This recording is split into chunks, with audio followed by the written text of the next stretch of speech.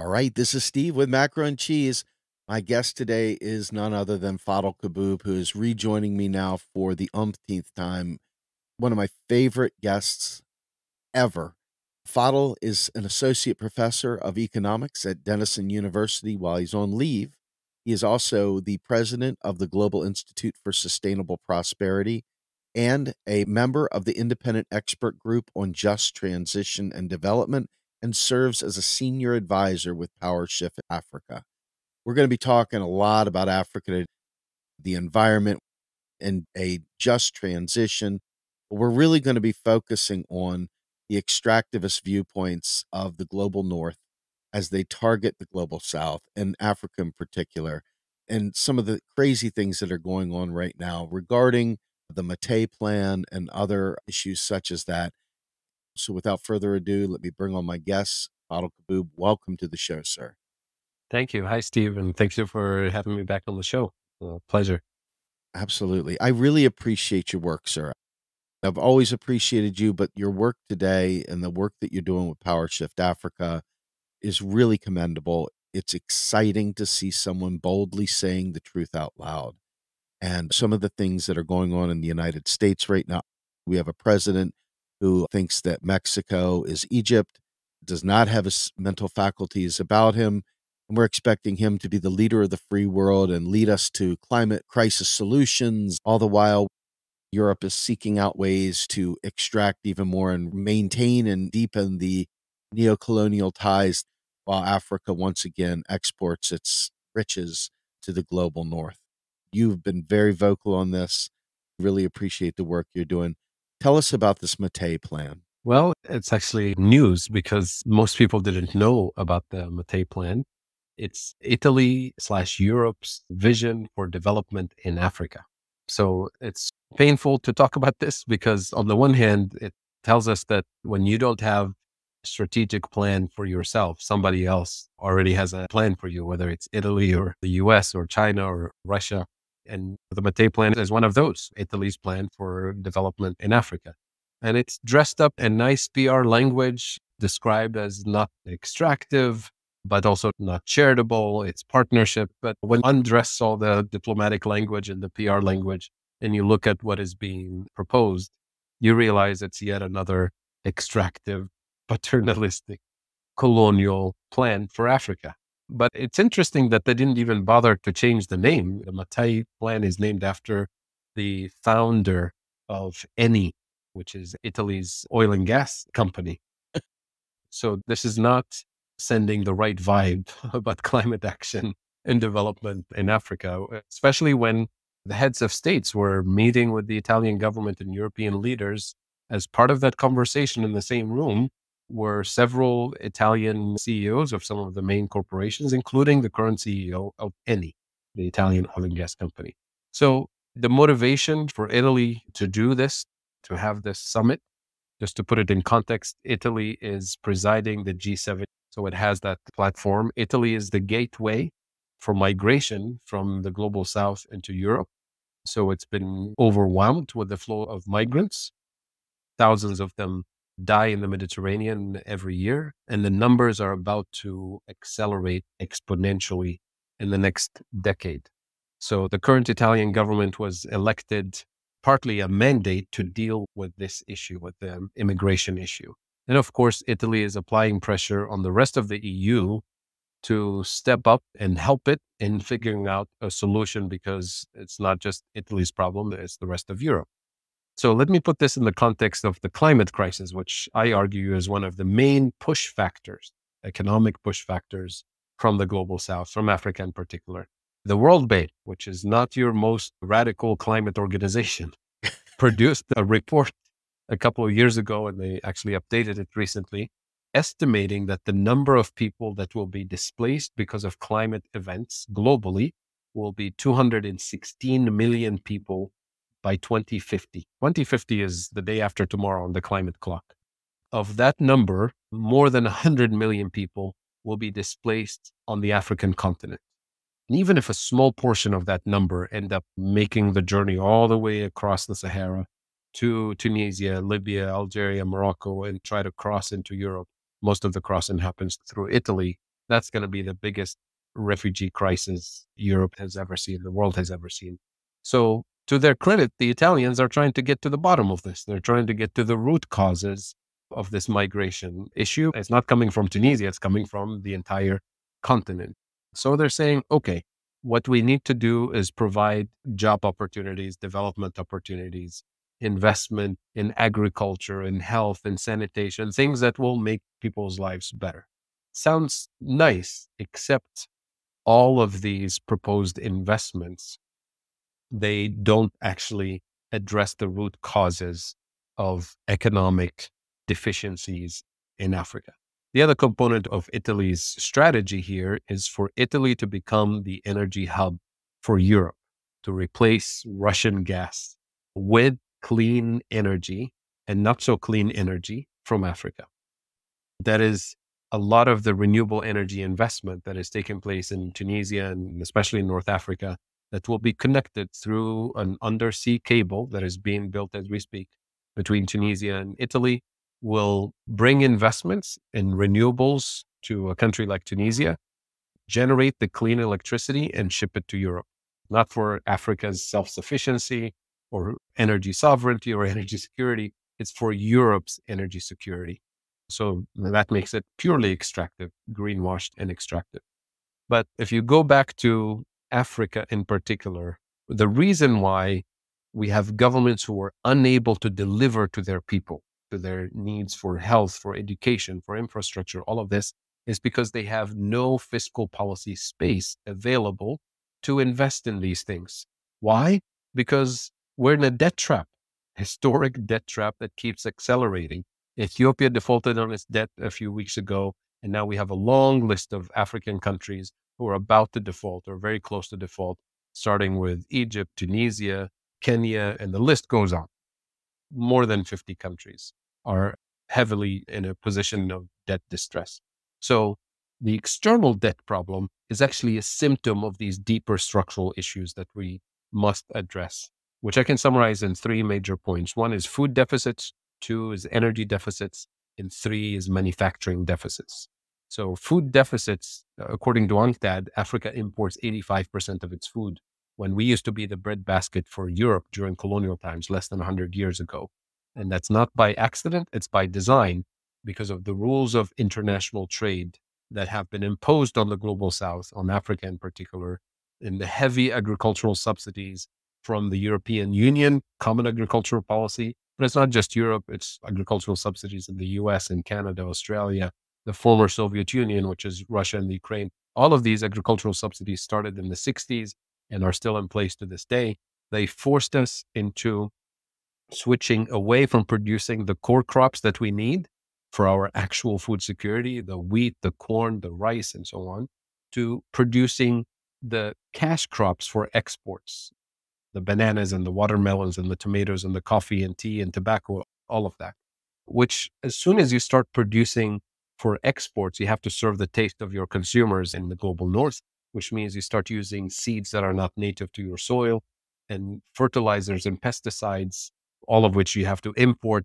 And you do that for 30 years, you burn the fertility of your soil, and then you have to double down on the potency of those seeds and fertilizers and pesticides. And that's exactly where we are. And by the way, the concept of food security was invented and imposed on us in the 1960s precisely to do this. Food security sounds great. Who doesn't like food security? Except it's a loaded term that means you basically have to secure the nutrition of your people somehow, either by producing it or by buying it from somewhere else, international markets basically, or by borrowing money to buy it from international markets, or even worse. The worst part is receiving it as food aid to secure people's nutrition. And food aid is the worst thing you can do to your farmers because they can't compete with free wheat and rice and corn coming from US aid or European aid or any other country's aid. And that's essentially how food security was imposed on Africa and on the global South. So that's the food deficit component, which is a core component of this external debt. Number 2 is the energy deficits. And here I include even our biggest oil exporters on the continent. Take Nigeria, today imports 100% of its gasoline.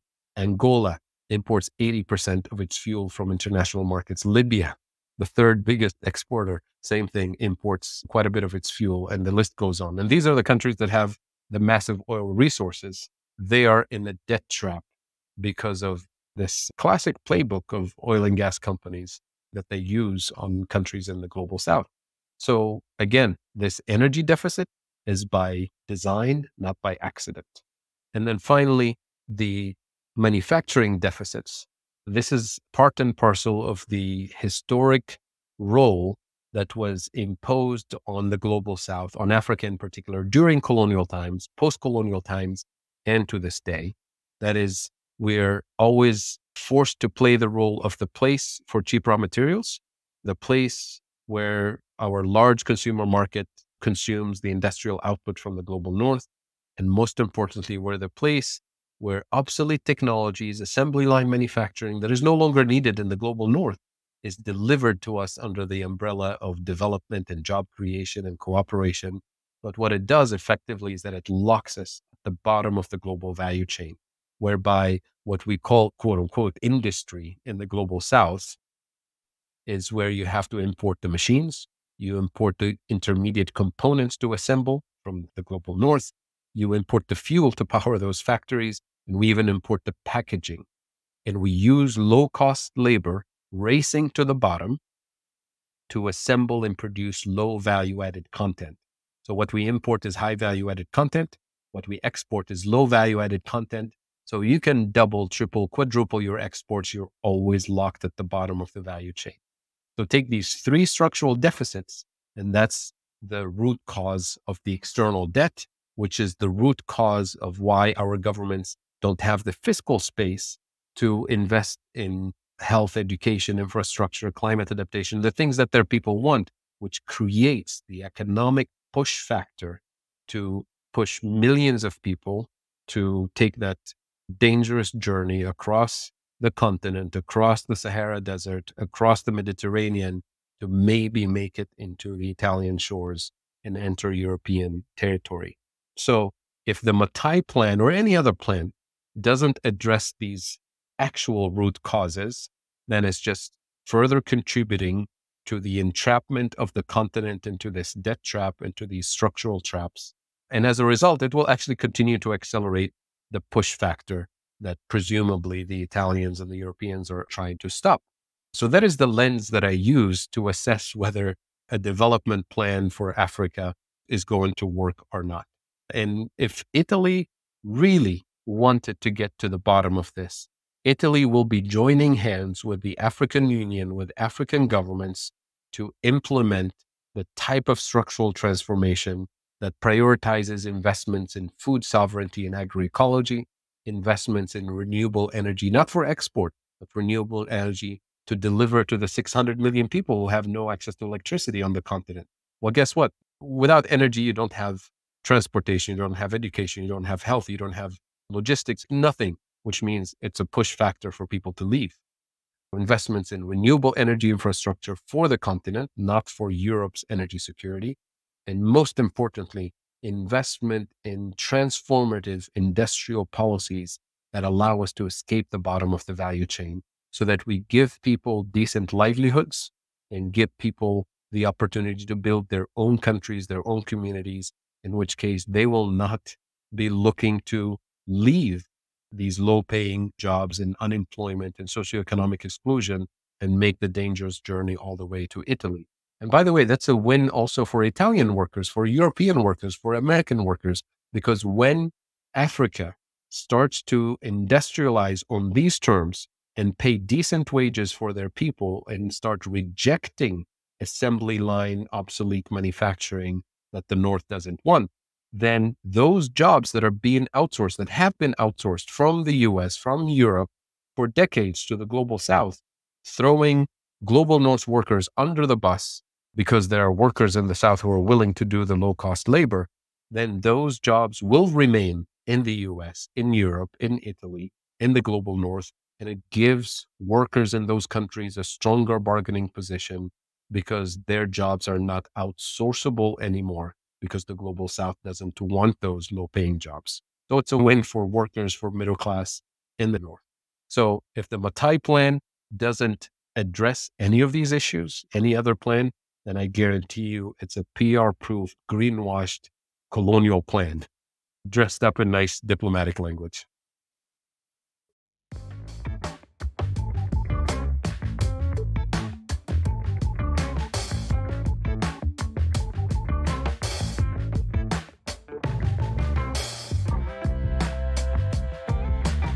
If I look at this through an MMT lens and just as a human being, anytime we see privatization, there is a profit motive there. And when you see countries supporting privatization as a means of economic growth, and then they thrust that into these relationships, global north to global south, you automatically have a predatory environment. Mhm. There's no reason that this needs to be privatized. Why can't we make these public institutions? Why does it need to be with this profit motive driving the behavior? I don't know how you get out of this with green capitalism. Mhm. That is an oxymoron.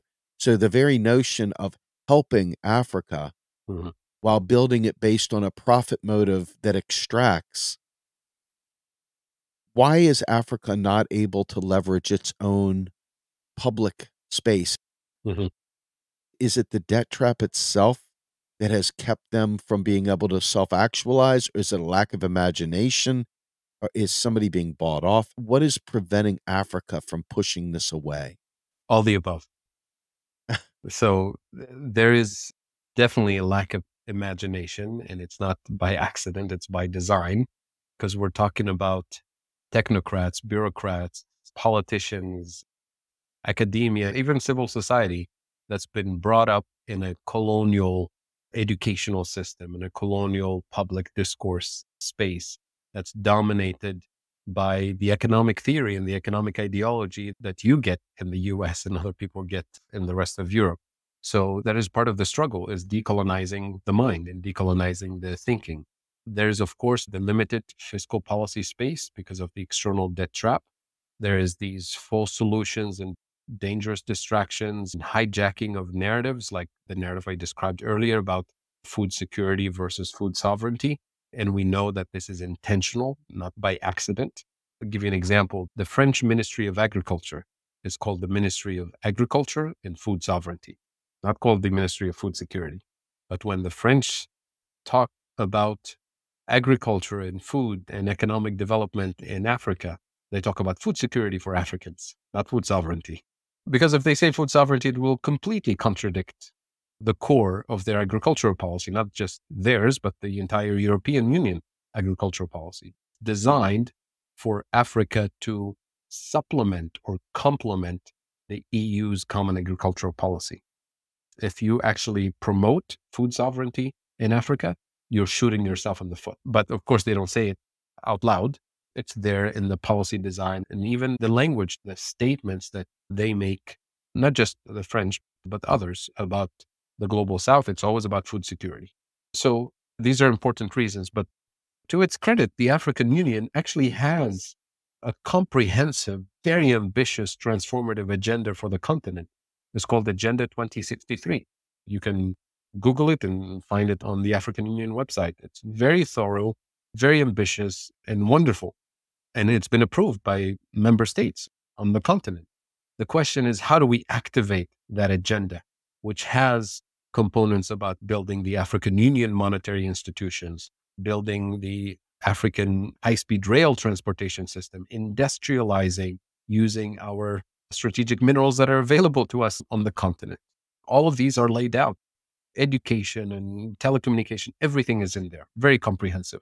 But it has not been activated because member countries and presidents and prime ministers of African countries, when they go home, the first thing they have to think about is, am I going to be able to pay for the wheat and rice shipment that's waiting at the port?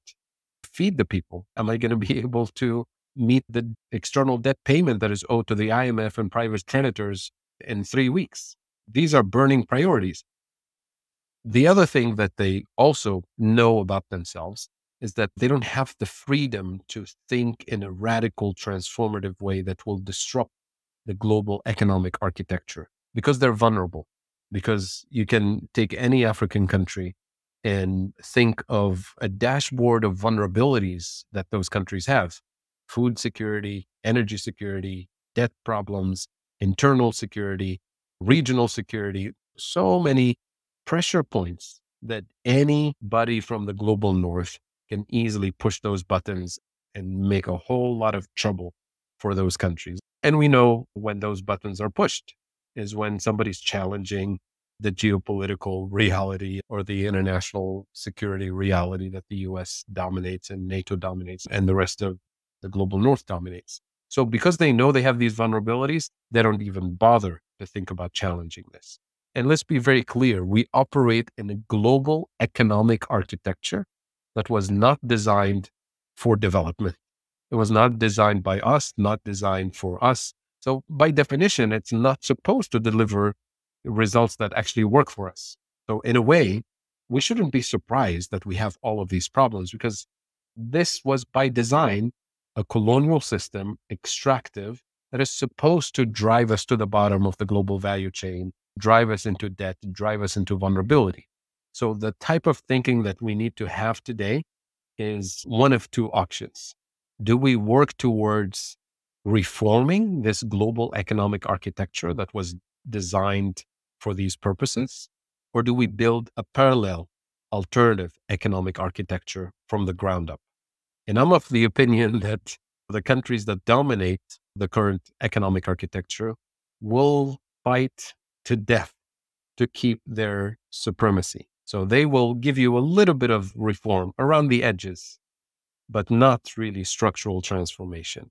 And when we talk about economic architecture, we're talking about financial architecture, trade and investment architecture, and taxation architecture. And yes, these days, everybody's talking about reforming the financial architecture. That's mostly dominated by the World Bank and the IMF. Yeah, reforming is nice, but we're talking about transforming. And yes, we had a major victory in the global South, in Africa in particular, on the international taxation front with the UN Tax Convention vote that happened a few months ago in New York, that is finally going to take the design of the international taxation architecture away from the OECD and into the UN system, where you have one country, one vote, and you can finally transform that system. And that's a major victory, and that's a big battle to continue shaping how that international tax architecture is going to be done under the UN Tax Convention. And the process leading up to that vote was viciously attacked and interrupted by the US, the UK, all the OECD countries, except one country from the OECD group, which is Colombia, that voted and lobbied against the OECD to take the tax system into a more international democratic space. So yeah, we're making progress on the tax front, maybe on the financial architecture. I have my doubts about that, but the big blind spot for this decolonization of the global economic architecture is the trade and investment architecture, which is the WTO. And this is critical. And unfortunately, very few people are talking about that type of transformation that is needed. So lots of great ideas that are on the table to build this alternative architecture.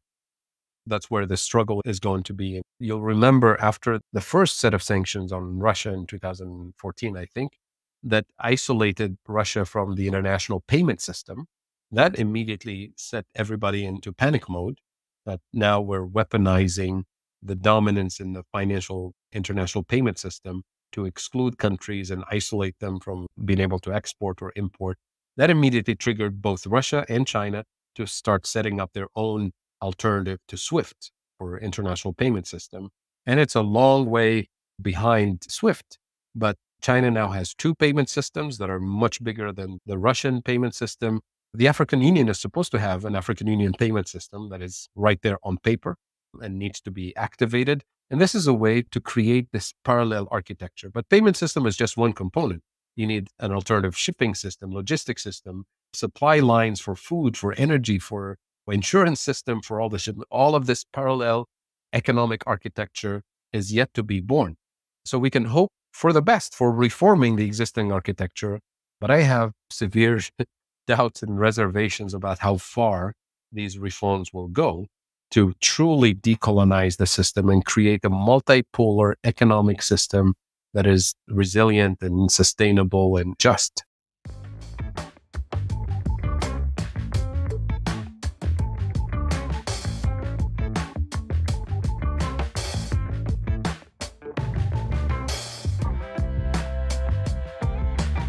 Genocide Joe Biden, although he can't put two words together coherently, he's finding a way to fund the genocide of the people of Gaza.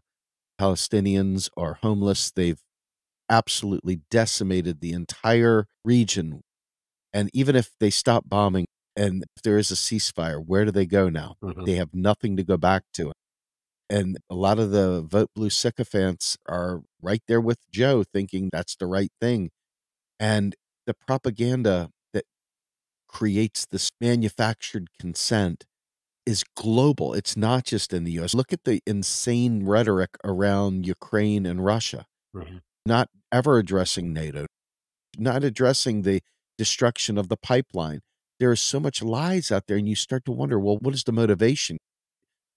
So, how do you propose that suddenly those same people, and I don't believe we have agency in this system. I believe it's a system of manufacturing consent to make it have the appearance of legitimacy while doing the work of an oligarch without any concern for the people, as long as someone can gain wealth from it. I don't know how you defeat that system when people don't even acknowledge that's the system we're in. And to be able to create the kind of awareness, you gave three simple points that you should be able to keep in front of people's eyes. You're the only person I've heard, but those 3 points, I don't think most people would be able to organize and talk about them and build enough pressure in the US to force the government to do whatever. There's no agency in the system to create these kind of coalitions. Help me understand how you make that happen, how you bring about these changes when you see everything is predatory, it is intentionally extractive, and in no way meant to help or benefit the global south. Yeah, we can have a 5-hour discussion about this, but the US has a very serious systemic crisis from within. And the fact that you have almost two 80-year-olds competing for the presidency, one being a genocide supporter and the other being the person that he is, I'm not going to go into that space, tells you this great country doesn't have more than these two elders with their track record to govern the biggest economy and the most powerful country in the world. That is a very serious problem.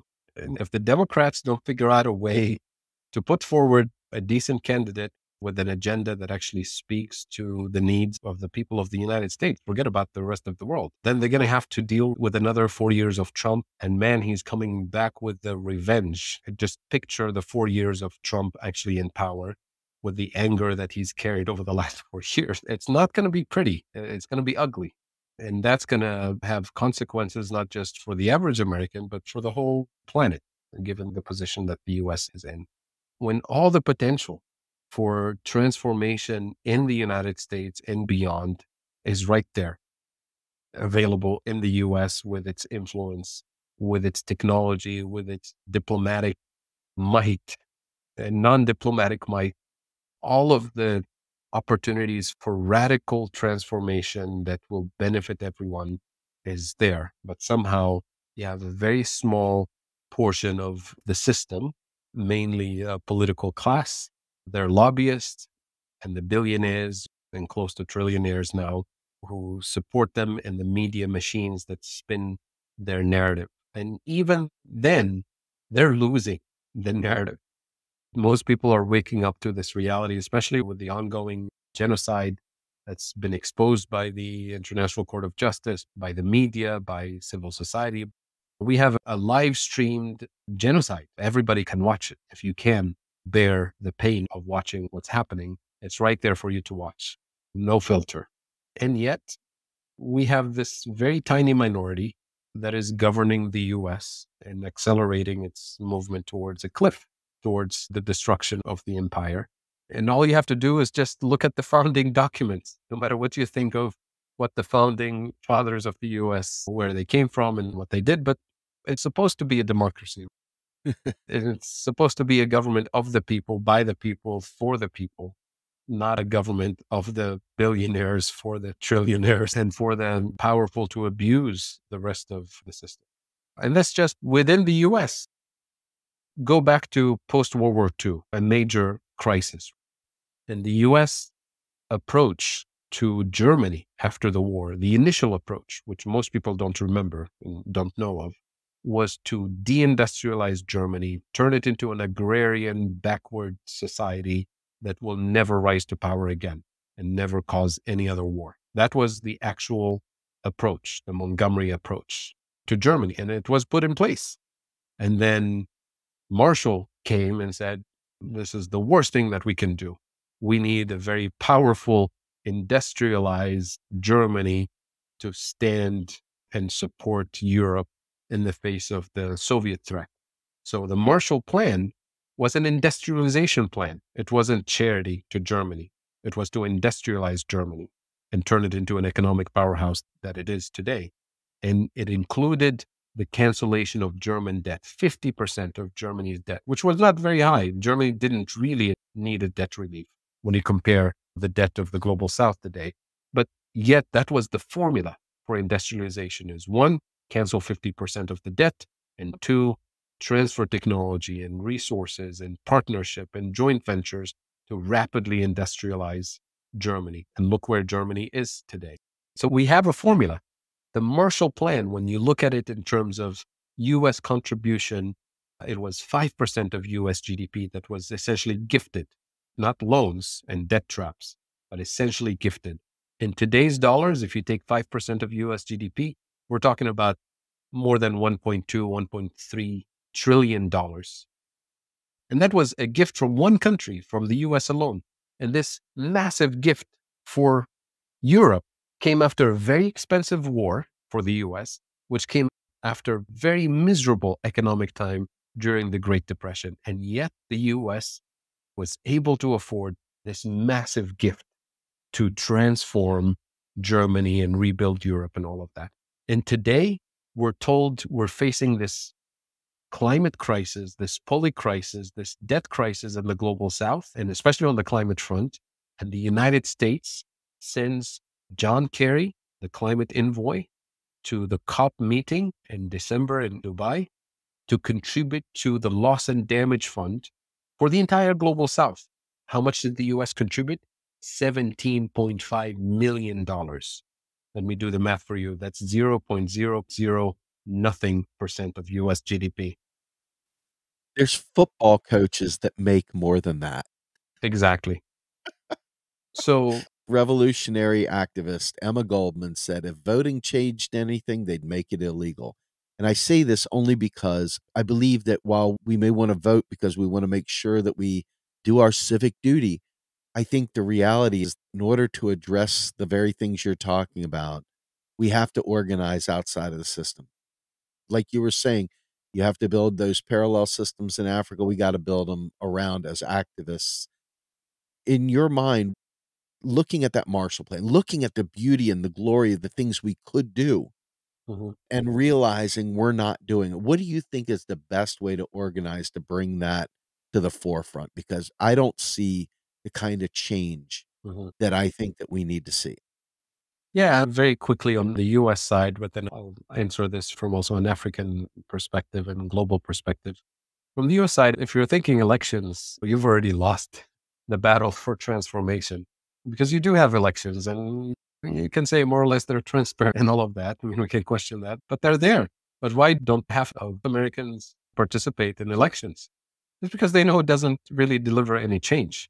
And the campaigns of both parties in the US are deeply insulting to the intelligence of the average American, which is why they don't participate, because you have communities of millions of people that are neglected for decades and neglected in the 4 years leading up to the election cycle.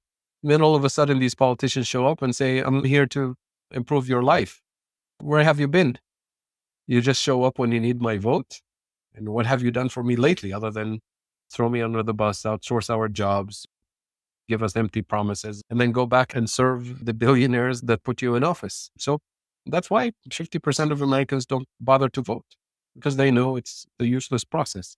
So that's why I'm saying the US political system is in a deep crisis just by design, the way elections are run, the political system, the fundraising, the whole thing needs to have a complete overhaul that is genuine and that is democratic and that really builds trust with the average American citizen so that they actually participate from the ground up and see results that actually change their life. And the fact that you have a handful of billionaires who own the majority of wealth in the US and on the planet is a symptom of that political system that is in serious need of a complete overhaul. Now, on the global South front, if you take what I described earlier as the historic role that was imposed on us to be at the bottom of the global value chain, and you want to change that, and that's the part of the transformation that is needed, you can say, okay, in the global South, just take Latin America and Africa alone, we basically have almost the entire global supply of strategic minerals, all the critical minerals that you need for the high-tech revolution, for renewables, for clean transportation, for the economy of the future. They're right there. So you have the raw materials and you have the market at scale to industrialize, and you have the market demand at scale. So you have all the factors needed for an industrial revolution in the global South to escape the bottom of the value chain, except for one component, which is the manufacturing capability, the technology. And this is where you want to look for actual partners who will do joint ventures with you, who will transfer technology to accelerate this leapfrogging, this industrialization. So let's take renewables, for example. Which countries have the technology for renewables and will be willing to transfer technology, to go into joint ventures on terms that actually transform the global South?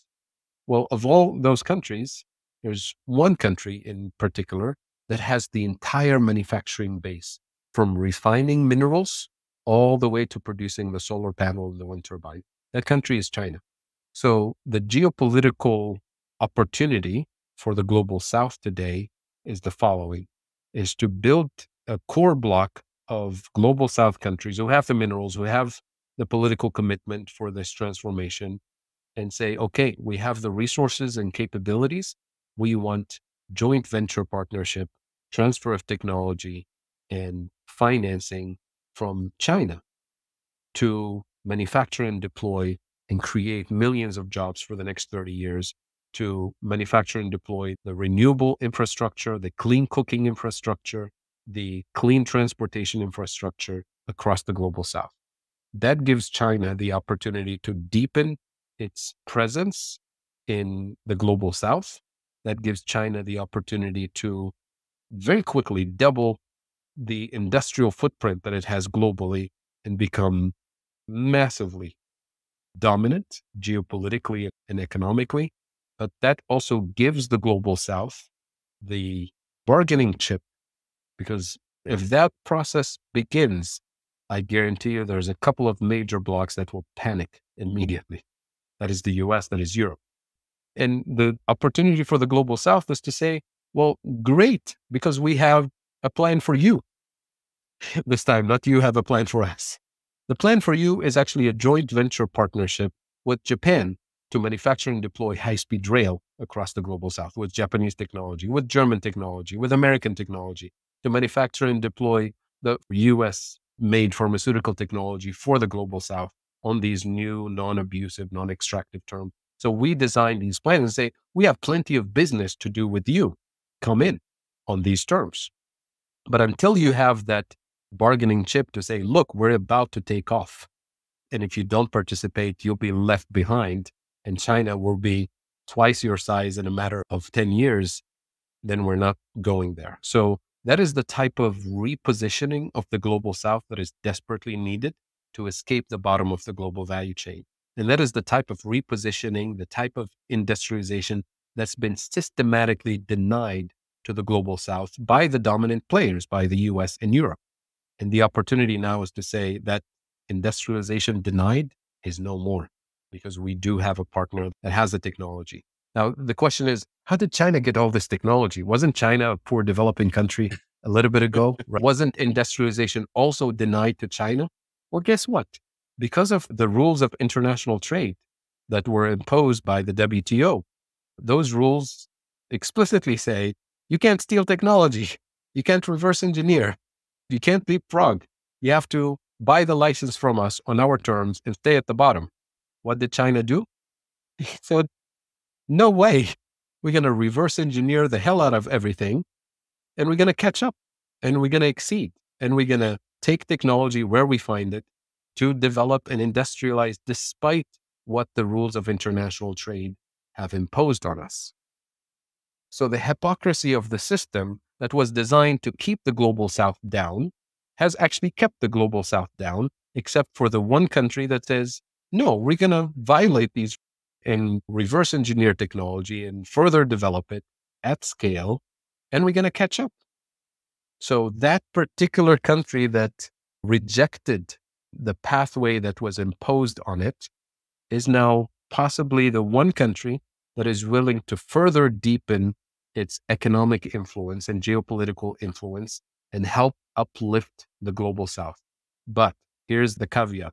China will not do this for the global south. The global south has to organize, unite, and propose a geopolitical bargain with China on terms that are careful and reasonable in order to activate this process that I said. And it will be a win for everybody, including for the US, including for Europe. Because once we rebalance the global economic architecture and geopolitical architecture, and we have a multipolar world in the most noble sense of the term, then it's a win for everybody, for workers in the North, for workers in the South. It's a stabilizing geopolitical result, because when countries are truly sovereign and independent and not vulnerable, nobody can come from the outside and pressure them to side with them and compromise their principles, compromise their commitment to international law, to side with somebody who's more influential and powerful. That's the hope. That's the dream. I think that's the strategy that I hope a lot of people and countries and civil society will commit to pushing towards that ultimate goal. But as they say, it's easier said than done. This is a process of a struggle, and it's a process of educating, empowering, mobilizing, organizing towards these types of results.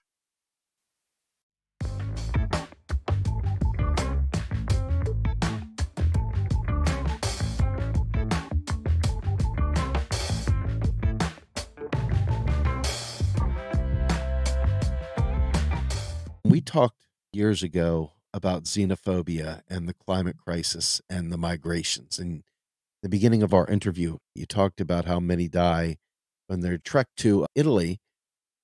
And a lot of the reason they're leaving is because of this manufactured situation. But the United States is doing the same thing. We're building a wall right now across Mexico. It seems interesting to me that we create these horrible situations for countries that are not able to fight back. And we're building political campaigns on keeping those immigrants out because they're going to steal our jobs. We talked about the job guarantee previously as well as a solution, or at least a counter to that. But it doesn't appear that there's any appetite for a job guarantee in the US or for Europe either. What do you suppose will end up happening? Because people are going to keep dying and keep being demonized and vilified for crossing borders to escape horrible conditions. And then the US media and the European media, of course, will blame the corruption of the global south and the wickedness of their leaders. And they'll talk about dictators. And how do you deal with that? Regardless of sovereignty of food and energy production, this is going to keep happening. What would your message to people be that see immigration in this way and want to close borders and are becoming somewhat nationalistic? Let me pick up on that last bit about political corruption and these 80-year-old dictators who govern the global south. You can look at the US Senate, look at the two political candidates that are competing for the presidency of the United States, and you're just describing the US. So that's one thing. On the job guarantee and everything else, as I'm a strong advocate of the job guarantee, both in the global north and in the global south, but with the distinction that the global south type job guarantee needs to be channeled towards these structural transformations. Whereas in the global north, in a country like the US, it's really not about industrialization and economic growth. It's really about better quality of life and providing universal public services and focusing on the care economy. And this is an important linkage point between the climate conversation and the job guarantee conversation in the global north for the following reasons. Because these critical minerals or strategic minerals that are needed for decarbonizing the energy system globally, the numbers don't add up in the sense that if most of the decarbonization happens in the global north first, without changing the consumption pattern, the obsession with growth, the obsession with consumerism in the global north, then I guarantee there's not going to be anything left in terms of critical minerals for development and deployment in the global south. But if we prioritize the industrialization, repositioning of the global south with the minerals being used primarily to build the renewable energy infrastructure, clean transportation, clean public transportation, not everybody driving around with their own Tesla battery, and clean cooking infrastructure in the global south, then the volume of minerals left in the system will not be sufficient for the global north to continue its obsession with growth and consumerism. And it forces the conversation about degrowth. It forces the conversation about redesigning the transportation system in the global north towards public transportation. It forces the conversation in the global north towards marshaling all the research and development capabilities towards material science research to get rid of the planned obsolescence that is built into every piece of technology we produce in the global north, and forces the conversation about quality of life and the care economy in a circular economy in the global north. Because right now it's not even on the table for the big players. It's just let's get all the minerals we want to industrialize and decarbonize on these growth obsessed models. So that is critical. And as I said earlier, it forces the conversation also about the position of the middle class and labor, both in the North and the South. When you stop outsourcing assembly line jobs to the global South and throw workers in the global North under the bus, then you empower labor to have a critical voice in redesigning economies in the global North. And that's a win for everybody. So to me, the job guarantee comes into that ecosystem of conversations about how do we address the poly crisis, starting with the climate crisis, the debt crisis, the repositioning of the global South, which is truly a decolonization of the global South. And then the job guarantee comes in as a platform for channeling these strategic investments, these priorities. And it's a win. As we've discussed many times on this program, it's affordable. It's the most logical thing to do in the global North and in the global South. You brought up the word degrowth, and I know it's one of the most important topics I think we can cover. I feel like there's a lot of misinformation.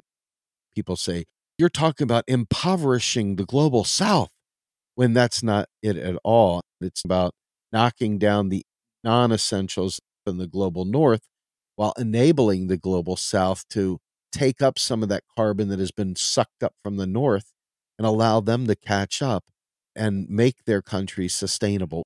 Would you leave us with a thought on that?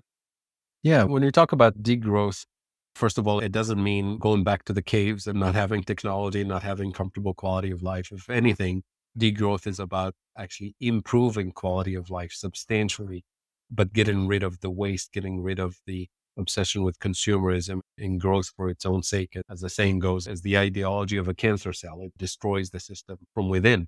But also, when we talk about degrowth, we're not talking about degrowth in the global South. The global South doesn't consume enough energy, doesn't produce enough energy. Of course, there are things to do in terms of efficiency and reducing waste, and also making sure that we don't introduce a development model in the global South that is obsessed with growth and consumerism and replicates the mistakes of the global North. But primarily, the discussion about degrowth is about energy efficiency, reducing substantially the energy use, focusing on the care economy, caring for people, caring for the planet, and focusing on the circular economy that sustains a very high quality of life, but gets rid of all the waste and all the growth for its own sake. And we need to create jobs just because we need to create jobs rather than what types of jobs can improve quality of life. So that conversation about degrowth is gaining traction slowly but surely. And it's a conversation that will be forced into the public discourse if we manage to get the global South really organized towards industrializing and setting the terms for the global conversation about what development means. And that will substantially reduce the availability of exports from the global South to the global North, including exports of energy and raw materials. And that will force the conversation about how does Europe, how does the United States and Canada organize their energy system, their transportation system, their economic system to live within the ecological limits Yeah. that the global South hopefully will impose on everybody. And that will be good news for everybody because quality of life will improve and will be simultaneously addressing all of these crises that we're currently facing. That the current approach to decarbonizing in the global North is not actually going to solve these problems. I've witnessed arguments in even the MMT space who hate the idea of degrowth and fight against it. What would be your final word to perhaps the MMT community about its relationship to degrowth and not being scared of it, but embracing it? Yeah, I think sooner or later, those people will recognize that the MMT project and the MMT analysis and vision for the common good without degrowth, without the contribution of ecological economics and the degrowth literature and policy principles can turn MMT into yet another colonial extractive project, which it does have that potential. Yep. And degrowth, ecological economics without MMT are nothing but wonderful dreams and ideas that stop at the doorway of how are you going to pay for it? And then the Tina, there's no alternative comes in and we need the jobs, we need the extractivism will dominate. So to me, degrowth and ecological economics on one hand and MMT on the other hand are two sides of the same coin that we can count on to really galvanize the public policy approach that many of us believe in and want to put forward for the type of transformation that is needed in the public policy space. Fadhel, this was amazing. Thank you so much for your time. I appreciate it. Let everybody know where they can find more of your work. I know you've got a great Substack. It's great articles, wonderful stuff. Where else can we find your work? Well, you can find me on social media and Substack. It's called Global South Perspectives. And I'm sure we'll put some links in the show notes. And I'm happy to engage with people to continue building this collective global effort for this system transformation, for this radical transformation in the Martin Luther King sense of the term, right? Going to the roots of the problem and being alert to these tranquilizing drugs of gradualism, incrementalism, false solutions, and dangerous distractions. Fantastic. Fadhel, thank you so much, sir. Folks, my name's Steve Grumbine. I am the host of Macro and Cheese. We are a part of Real Progressives, which is a tax-deductible nonprofit organization. Please consider becoming a monthly donor. No amount's too small. Fadhel Kaboub, please follow him. His work is phenomenal. He is a friend of the program and has been a lifelong supporter, so I appreciate you, sir. This is Macro and Cheese. We are out of here.